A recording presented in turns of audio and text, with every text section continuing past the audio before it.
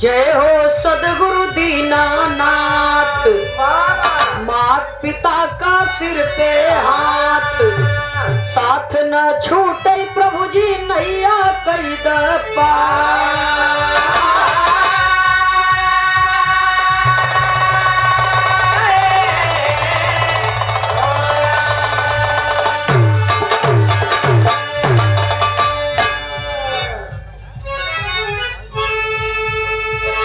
नमो नमो बिंदेश्वरी, नमो नमो जगदम्ब, भक्ति जनों की काज हित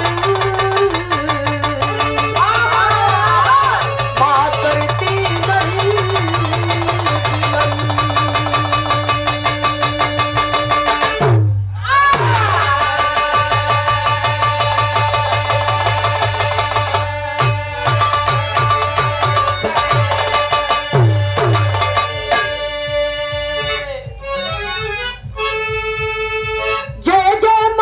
सरस्वती अब जय जय गुरु उपदेश, जय किसान जय जय जवान,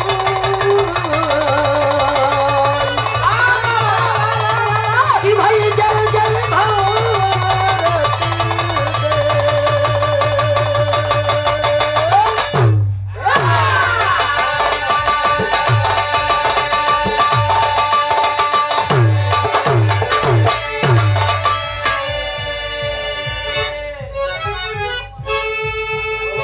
भारत मुख चंद्रमा, सेवक नैन चकोरी, अष्टपहरी निरखत रहो,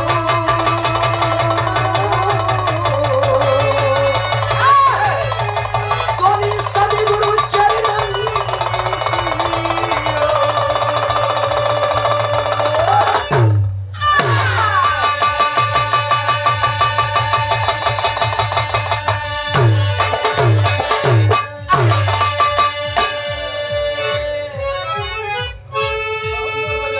संत मिलन को जाइए, ए बाबू तजी ममता अभिमान, ज्यों ज्यों पग आगे बढ़े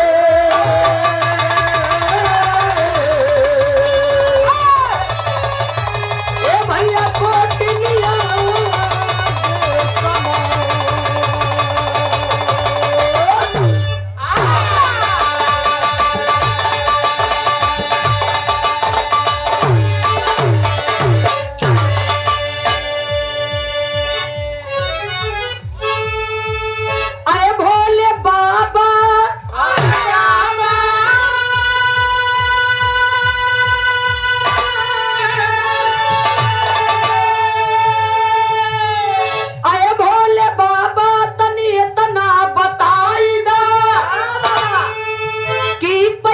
पैसा के कितना कमाला तू, सर्दी जोखाम तू के कबहू न लागे बाबा, घड़ी लगा के पानी से हरदम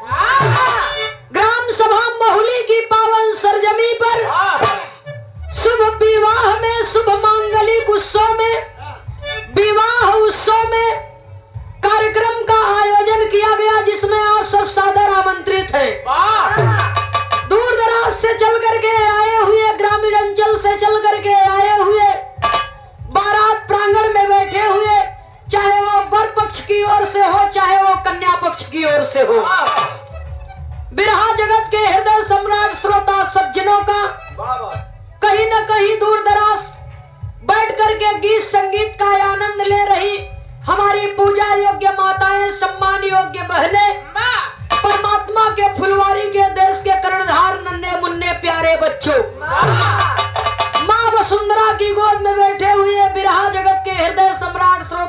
सज्जनों का एवं बगल के मंच पर उपस्थित बिरहा जगत के बड़े ही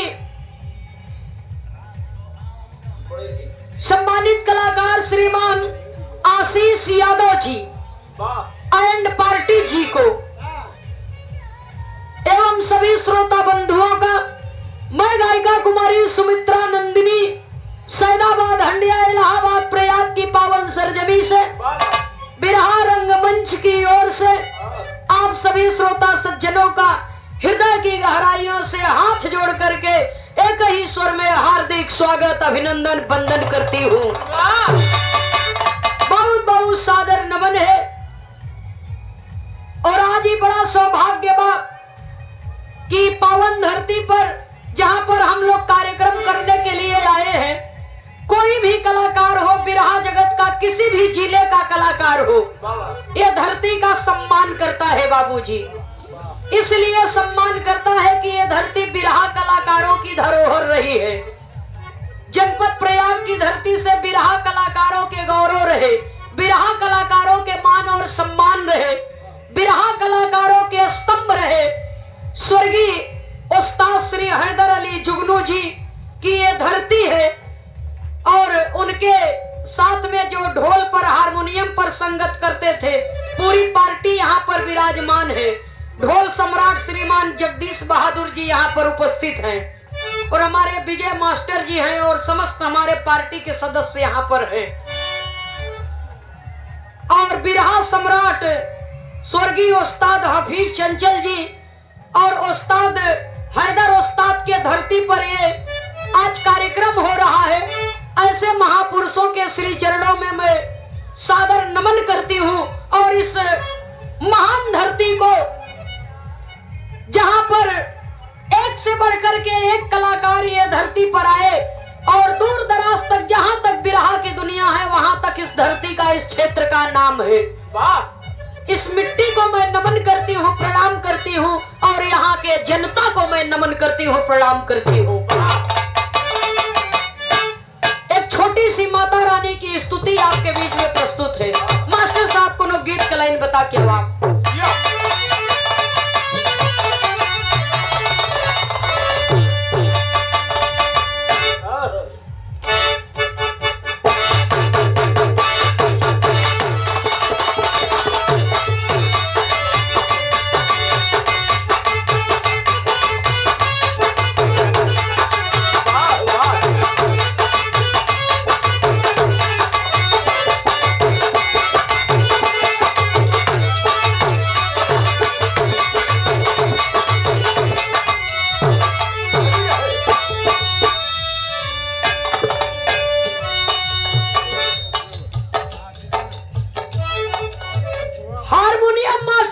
गीत का संकेत किए।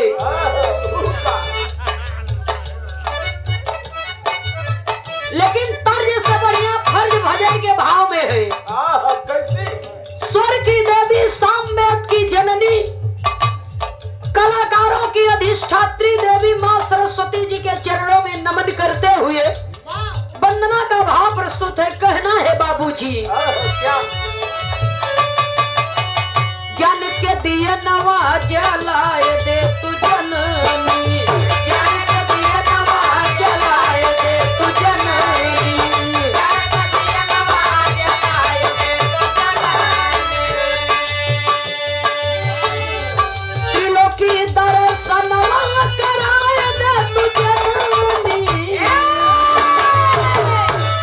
त्रिलोकी दर्शनवा कराए दे तू जननी, ज्ञान के दिए नवा जलाए दे तू जननी, ज्ञान के दिए नवा जलाए दे तू जननी, ज्ञान के दिए नवा जलाए दे तू जननी, ज्ञान के दिए नवा जलाए दे तू जननी।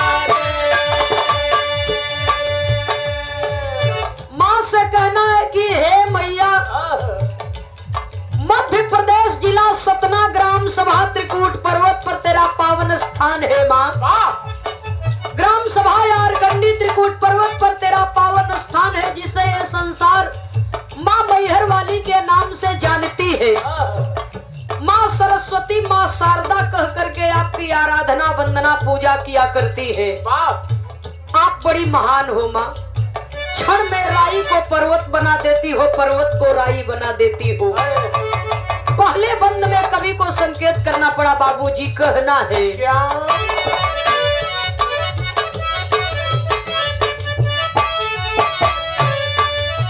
क्षितिजय खंड खंड जाने नाही दुनिया,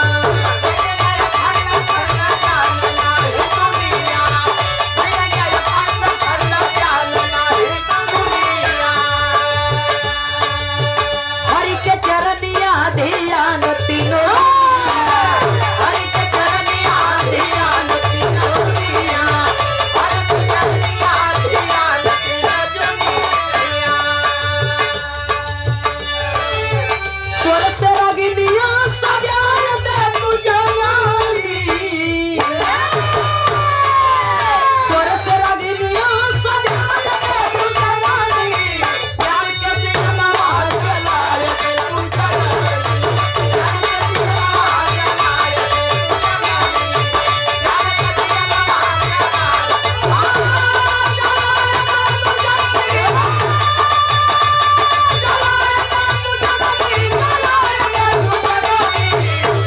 दिया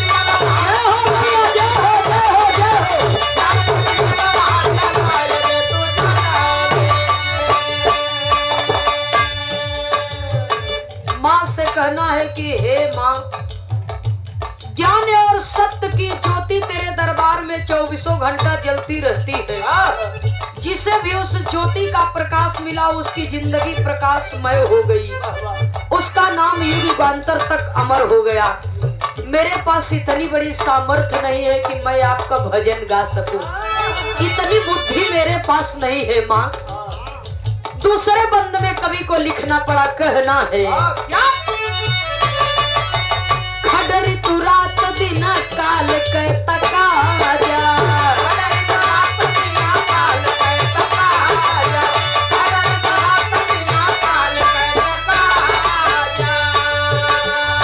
शीश धरू धराया के गीतिया,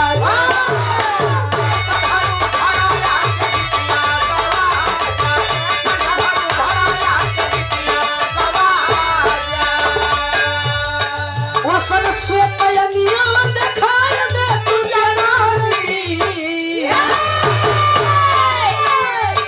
वसन श्वेत अंगिया दिखाए दे तू जनानी, ज्ञान के दिया नवा जलाए दे तू जनानी, ज्ञान के दिया नवा जलाए दे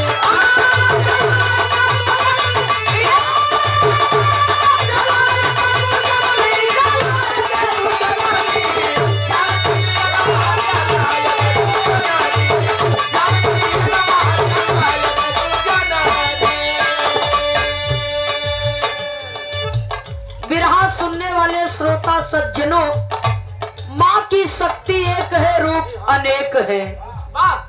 केहू माई दुर्गा के रूप में पूजत बा, केहू माई काली के रूप में पूजत बा, केहू माई भगवती के रूप में पूजत बा, केहू माई शीतला के रूप में पूजत बा, केहू माई बीड़ा वाली के रूप में पूजत बा। तो आपकी शक्ति एक है लेकिन रूप अनेक है। आपके छत्र छाया तले ये संसार है, माँ न होती तो ये दुनिया न होती बाबूजी। इसीलिए किसी विद्वान ने कहा है कि त्वमेव माता च पिता त्वमेव बंधु च सखा त्वमेव। आप ही सब है, आप ही माँ है, आप ही पिता है, आप ही भाई है, आप ही बहन है, आपसे ये संसार है। बचऊलाल गुप्ता बिहार के बड़े सुंदर कलाकार है। सेवा में श्रीमान बचऊलाल गुप्ता जी बिरहा जगत के बड़े ही सुंदर कलाकार हैं। आप श्रीमान जी की ओर से सादर 51 रुपए का पुरस्कार सम्मान आया है, बहुत बहुत नमन है। माता रानी सुखी रखे आपको। उपस्थित जनता जनार्दन के श्री चरणों में सादर नमन। जय श्री कृष्ण। वाह, कवि को संकेत करना पड़ा बाबूजी, कहना है लाल लाल होठ के ललैया निकला गे।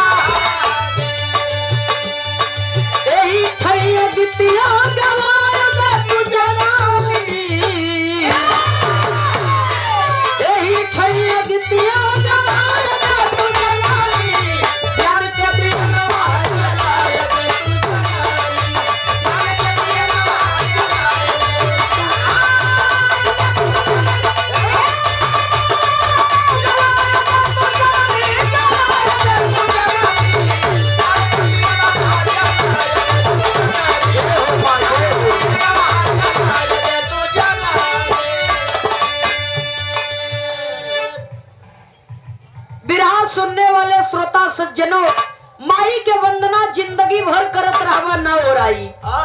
एक ही लाइन में माँ की भजन पूरी हो जाती है, केवल श्रद्धा से माँ शब्द कहना है। माई के कोखिया से हम आप जन्म लिया, जीवन जिए का शक्ति मिली, लेकिन इस जीव को मोह माया के बंधन से मुक्ति कौन देगा? नहीं मास्टर साहब, देखो ये बर बारात का कार्यक्रम है, ये हो हाँ बियाह बारात का कार्यक्रम है, लिए ऊपर ध्यान देवे के जरूरत नहीं बा। जब ले ओकर जरूरत रही वो बजे, जब ओकर जरूरत खत्म हो जाए, जब तक हमरो सबको जरूरत रहे ऐसे ये सुकून भाई की बड़ा दुआरे बजत भाई कहीं यहाँ बजे तो आखिरी लाइन में गुरु घराने के परिचय के साथ में कवि को संकेत करना पड़ा। कहना है मास्टर साहब,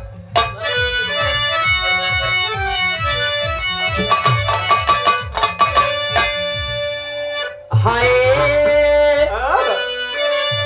नयनवा में राम बसी गए, रामा रामा रामा रामा यारे मोरे रामा, नयनवा में राम बसी गए।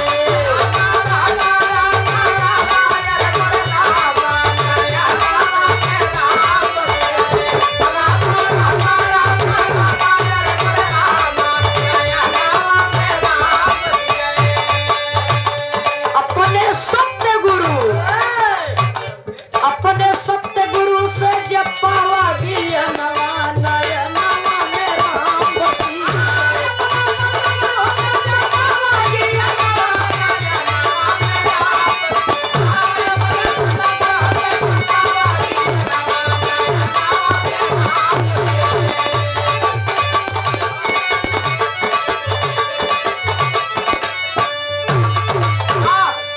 सदगुरु में शक्ति बाटली,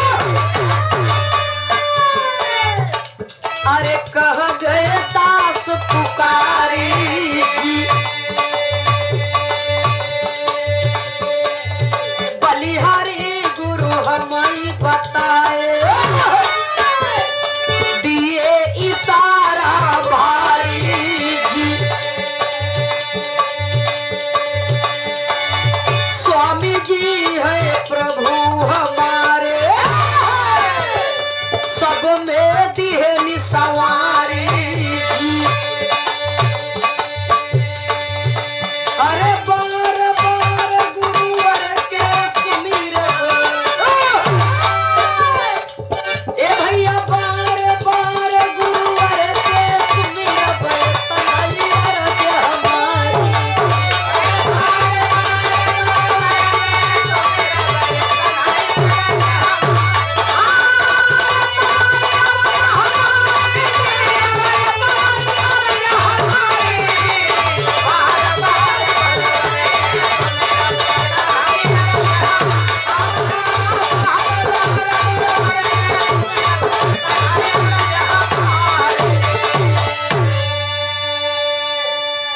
तो ये सब सदगुरु की बलिहारी, अरे ये सब सदगुरु की बलिहारी, अब हम पे दिए जदुइया डारी, नयनवा में राम बसी गए, स्वर्गीय बाबा राम कैलाश के हरदम सदगुरु पर धीरनवा, नयनवा में राम बसी